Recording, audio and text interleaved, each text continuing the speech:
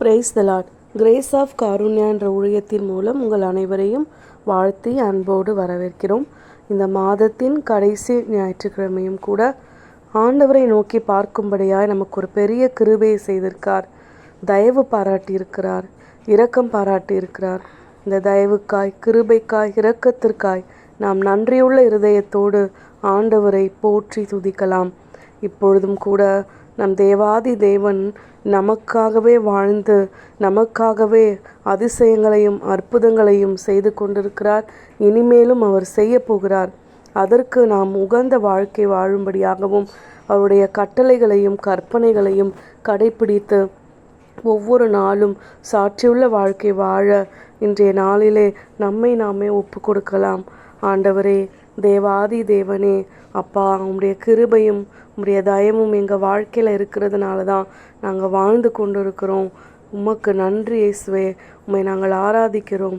உமக்கு நன்றியோடு கூட ஸ்தோத்திரங்களையும் நன்றி பலிகளையும் ஸ்தோத்திர பலிகளையும் ஏறெடுக்கிறோம்னு சொல்லி நாம் மனதார அவரை போற்றி புகழலாம். ஆண்டவரே, நான் கடந்து வந்த பாதைகளெல்லாம் எவ்வளோ கஷ்டங்கள் இருந்தது, துன்பங்கள் இருந்தது, போராட்டங்கள் இருந்தது. ஒவ்வொரு நாளையும் கடக்கிறதுக்கே அவ்வளவு கடினமான பாதையாக இருந்தது.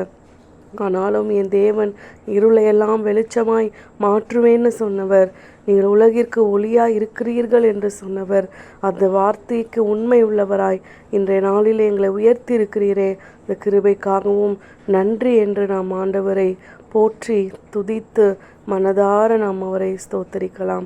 ஆண்டவரே, அப்பா, பிதாவே, அன்பான தேவா, அருமை இரட்சகரே, ஆவியானவரே, எங்கள் வாழ்க்கையில் நாங்கள் இம்மட்டுமாய் காத்திருந்ததுனால நாங்கள் குறைவுபடலை.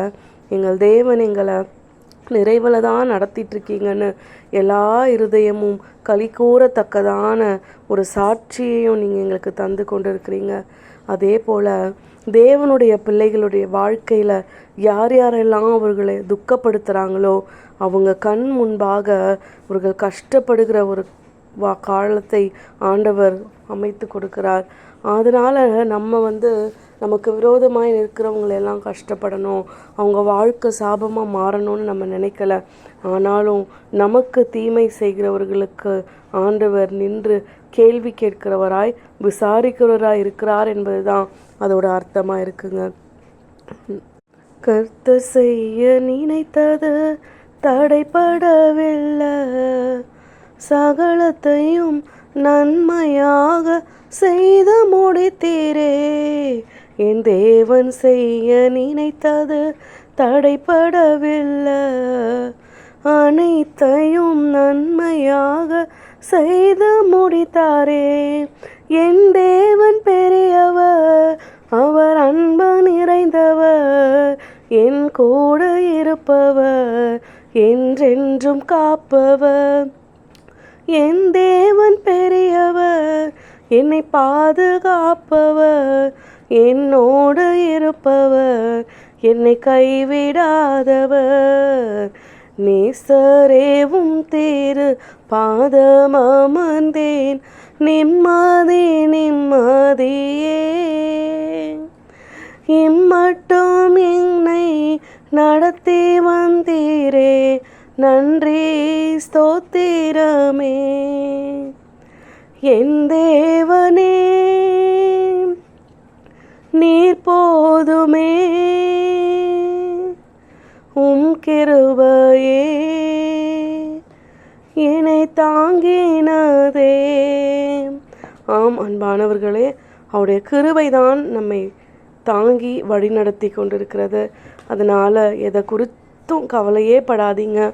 தேவன் நம்மோடு இருக்கிறாரு. ஆண்டவர் கொடுக்குற காரியத்தை யாராலையுமே தடுக்க முடியாதுங்க.